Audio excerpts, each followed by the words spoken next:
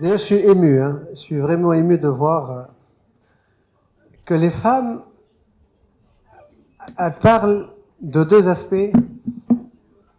Elles sont à l'extérieur tellement fortes et à l'intérieur tellement, on va dire, vulnérables. Mais attention, il y a une différence entre la vulnérabilité et la fragilité. La fragilité, on en sort, mais on est transformé. Ça, c'est un aspect vraiment fondamental. La fragilité, on en sort complètement transformé. La vulnérabilité, on la part avec des techniques, mais elle implique résilience, elle implique beaucoup de choses. Donc, je crois que c'est deux aspects importants. Le reste, qu'est-ce que j'ai à vous dire? En tant qu'homme, c'est qu'en nous, il y a l'homme et la femme aussi.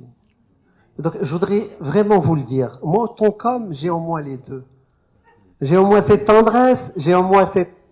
Et c'est pour ça que c'est très compliqué de se dire, j'ai écouté qu'il fallait feinter l'homme à plusieurs reprises pour faire ce qu'on fait, pour échapper à cette autorité. Il n'y a pas d'autorité d'homme. On se l'impose aussi. Donc c'est parfois fictif, mais on ne réalise pas. Donc attention à cette autocensure, attention à cette autorité qu'on s'impose parfois, mais qu'on peut affronter différemment. Donc j'ai entendu ça. Moi, je m'étais posé une question, est-ce qu'il y a vraiment un leadership féminin marocain? Est-ce qu'il y a un... qui est typique, moi je peux vous le dire, c'est... Je connais un voilà. Donc, ce génie, je crois, de la femme marocaine, il faut qu'on fasse un master, il faut qu'on fasse vraiment des études profondes sur... je vous assure que c'est un use case à part, parce que notre société... Je sais pas, vous avez parlé tout à l'heure des gens qui vous disent etc. C'est nous avons en face une vindicte populaire qui veut que la femme reste dans son rôle essentiel. Il y a des gens aujourd'hui, même modernes, hein, qui ont fait des grandes écoles, etc., qui pensent que la femme a une place. Moi, j'ai envie de vous dire, cassez tout ça.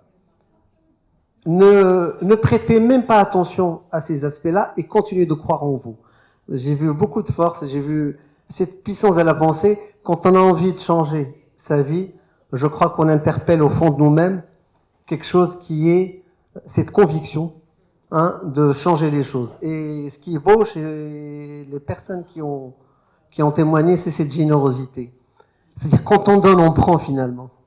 Et c'est ça ce qui est important. On ne le réalise pas, mais en marchant et en donnant, on récolte aussi. Voilà, forcément. Donc... est-ce qu'il y a un mot pour clôturer? Moi, j'aimerais vous dire, n'hésitez pas de parler de vous, n'hésitez pas de continuer d'échanger, n'hésitez pas d'aller vers tous les aspects de la vie sociale et sociétale où vous pouvez trouver des gens qui vous écoutent. Donc, allez chercher l'écoute aussi. Je sais que vous avez des choses à dire, mais j'ai l'impression qu'il faut aller aussi chercher l'écoute là où elle est. Et vous la trouverez auprès des gens, hein, voilà, qui sont là, vous écoutez. Les médias sont aussi là, et je voudrais le signaler. Ils ont un rôle, c'est le médium. Et donc n'hésitez pas à parler de vos histoires, n'hésitez pas à encourager des jeunes, des femmes moins jeunes, seniors, etc., à emprunter un peu ce chemin. Je crois que le courage, c'est quelque chose de fondamental, c'est une vertu, mais c'est quelque chose qu'on peut construire aussi ensemble. C'est-à-dire on devient plus fort en étant ensemble, etc., en s'écoutant, en se disant, bah, elle n'avait rien pour son... Elle avait tout contre elle, mais aujourd'hui elle est ce qu'elle est. C'est une femme qui a réussi. Moi je crois que c'est ça. Il faut continuer de donner ces exemples. Merci pour le piège. Hein.